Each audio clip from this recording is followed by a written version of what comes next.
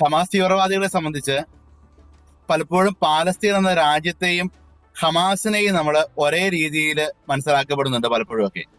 അതായത് ഈ ഹമാസ് എന്ന് പറയുന്ന ഒരു രാജ്യമൊന്നുമല്ല, അതൊരു പക്ക തീവ്രവാദ പ്രസ്ഥാനമാണ്. നമ്മളുടെ നാട്ടിലെ IS പോലെ, അതുപോലെ പ്രത്യേക പേരുള്ള പല തീവ്രവാദ പ്രസ്ഥാനം പോലെ അവിടെയുള്ള ഒരു തീവ്രവാദ പ്രസ്ഥാനം മാത്രമാണ്.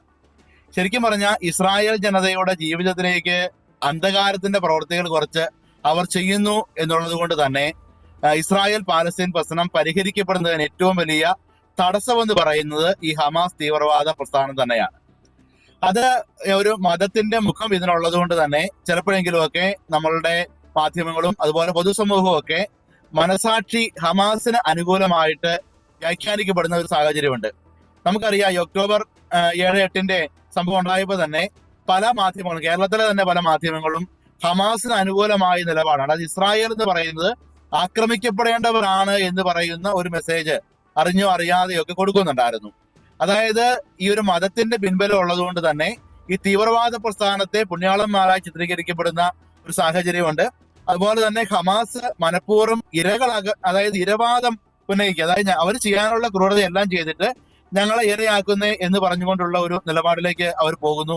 അതുകൊണ്ട് തന്നെയാണ് പലപ്പോഴും ഒരു പ്രശ്നങ്ങൾക്ക് പരിഹാരം ഉണ്ടാകാനായിട്ട് കഴിയുക. അതായത് ഇസ്രായേലിൽ നിന്ന് പിടിക്കപ്പെട്ട് പോയിക്കൊണ്ടിരിക്കുന്ന ആളുകളുടെ അവരുടെ മാനത്തിനും അവരുടെ ജീവനും ഒന്നും വില പറയാതെ, അവരുടെ ആവശ്യങ്ങൾക്ക് വേണ്ടിയിട്ടൊരു നിലപാട് പറയാതെ പലപ്പോഴും സംഭവിച്ചുകൊണ്ടിരിക്കുന്നത് ഹമാസിന്റെ ആളുകളെ കുറിച്ചുള്ള ആകുലതകള്, പാലസ്തീനികളെ കുറിച്ചുള്ള ആകുലതകളാണ്. അത് പാലസ്തീൻകാർക്കുള്ള അഭിമാനം പോലെ തന്നെ ഇസ്രായേലുകാർക്കും അഭിമാനവും ജീവനും വിലയുണ്ട്. അത് നമ്മൾ അംഗീകരിക്കാതെ ഒരു നിലപാട് എടുത്തിട്ട് കാര്യമില്ല. അപ്പൊ ഹമാസ് എന്ന് പറയുന്നത് ഒരു തീവ്രവാദ പ്രസ്ഥാനമാണ് എന്നുള്ള ആ ഒരു നിലപാട് കൃത്യമായിട്ട് തന്നെ മനസ്സിലാക്കണം. തീവ്രവാദത്തെ തീവ്രവാദമായിട്ട് തന്നെ അംഗീകരിക്കുക. അതിനുശേഷം മാത്രമേ നമുക്ക് ഇതിനെ ന്യായീകരിക്കാനോ അല്ലെ അവരുടെ പക്ഷം പറയാനോ കഴിയുള്ളൂ. അതായത് ഒരു തീവ്രവാദ പ്രസ്ഥാനം എന്ന രീതിയിൽ തന്നെ ഹമാസിനെ നമ്മൾ കാണണം. അതിന് മതത്തിന്റെ പരിവേഷം കൊടുത്തതുകൊണ്ട് ഹമാസ് ഒരിക്കലും പുണ്യാളന്മാരായിട്ട് മാറുന്നില്ല എന്നുള്ളതാണ് ഈ ഘട്ടത്തിൽ ആദ്യമായി എനിക്ക് പറയാനുള്ളത്. മറ്റൊരു കാര്യം, പാലസ്തീനിൽ ആളുകളിൽ നിന്ന് ഹമാസിന് ലഭിക്കുന്ന പിന്തുണ അതിപ്പോഴും കുറഞ്ഞിട്ടില്ല. ഒരുപക്ഷെ പാലസ്തീൻകാർ ആ ഒരു ഹമാസ് എന്ന ആശയം മുഴുവനായിട്ട് ഉൾക്കൊണ്ടത് കൊണ്ടാണോ? അതിനെക്കുറിച്ച് എന്താണ് അച്ഛന് പറയാനുള്ളത്?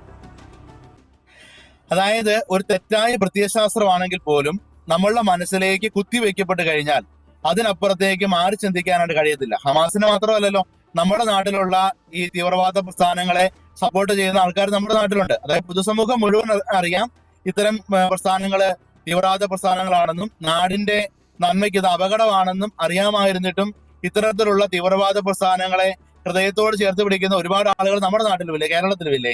കാരണം ഒരു പ്രത്യയശാസ്ത്രം അല്ലെങ്കിൽ ഒരു നിലപാട് അതാണ് ശരിയെന്നുള്ള ഒരു തെറ്റായ ധാരണ ഇവരുടെ മനസ്സിലേക്ക് അടിച്ചേൽപ്പിക്കുകയാണ്. അതിനപ്പുറത്തേക്ക് മാറി ചിന്തിക്കാനുള്ള ഒരു ബോധമോ എഡ്യൂക്കേഷനോ ഇവർക്ക് ഇല്ലാതെ വരുന്നത് കൊണ്ടാണ് ഇങ്ങനെ സംഭവിക്കുന്നത്. പാലസ്തീനിൽ നിന്ന് ഹമാസിന് കിട്ടുന്ന പിന്തുണ എന്ന് പറയുക അത്തരം അവിടെ ലഭിക്കുന്ന എഡ്യൂക്കേഷൻ, അതായത് മതപരമായ എഡ്യൂക്കേഷൻ ആവാം, അതുപോലെ പുറത്തുള്ള വിശ്വാസമാകാം. അപ്പൊ ഇവരാണ് ശരി എന്ന് പറയുന്ന ആ ഒരു തലത്തിലേക്ക് ഇവർക്കൊരു മനോഭാവം കൊടുക്കുന്നു. അതുകൊണ്ടാണ് അവിടെ ഇങ്ങനെ ഈ രീതിയിൽ ഇവർക്ക് ഒരു സപ്പോർട്ട് കിട്ടുക. ഇപ്പൊ ഒരു കുറ്റകൃത്യങ്ങളുടെ ലോകത്ത് ജീവിക്കുന്ന ഒരാൾക്ക് അയാളുടെ കുറ്റകൃത്യങ്ങളെ ന്യായീകരിക്കുന്ന ആളുകളെ അവിടെ കാണിച്ചു കൊടുക്കാനായിട്ട് കഴിയും.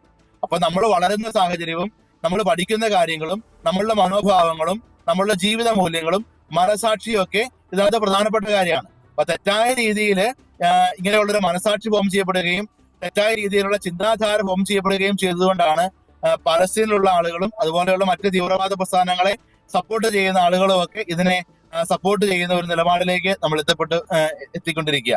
അതുകൊണ്ട് അവിടെയുള്ള ആളുകൾ ഇതിനെ സപ്പോർട്ട് ചെയ്തതിന്റെ പേരിൽ ഇവർ ശരിയാണ് എന്ന നിലപാട് ഒരിക്കലും നമുക്ക് പറയാനായിട്ട് കഴിയില്ല. നമ്മുടെ നാട്ടിലും ഈ ഹമാസിനെ സപ്പോർട്ട് ചെയ്യുന്ന ആൾക്കാർ ഒരുപാട് കാണുന്നുണ്ടല്ലോ. ഹമാസ് തീവ്രവാദികളാണെന്ന് കൃത്യമായിട്ട് അറിയാം. ഹമാസ് ആണ് ഇവിടെ ഉണ്ടാകുന്ന പല പ്രശ്നങ്ങൾക്കും കാരണം എന്നുള്ളത് അറിയാം. എന്നിട്ടും ഈ ഹമാസിനെ സപ്പോർട്ട് ചെയ്തുകൊണ്ട് ആ ദിവസങ്ങളിലൊക്കെ പ്രതികരിച്ചിരിക്കുന്ന ഒരുപാട് നേതാക്കന്മാരെയും സാംസ്കാരിക നേതാക്കന്മാരെയും ഒക്കെ നമ്മൾ കണ്ടില്ലേ. അത് നമ്മളുടെ ഒരു തെറ്റായ മനസാക്ഷി രൂപീകരണത്തിന്റെ ഭാഗമായിട്ട് വന്നിരിക്കുന്ന പ്രശ്നമായിട്ട് നമുക്കിതിനെ മനസ്സിലാക്കിയെടുത്താൽ മതി.